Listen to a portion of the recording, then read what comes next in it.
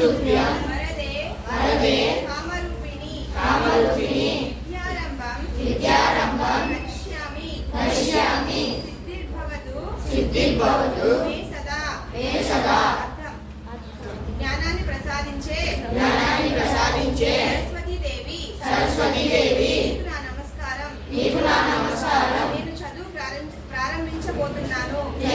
ప్రారంభించబోతున్నాను నాకు ఎల్లప్పుడూ విజయాన్ని అనుగ్రహించు Especially Mahir Jayanti, I am telling about Mahir.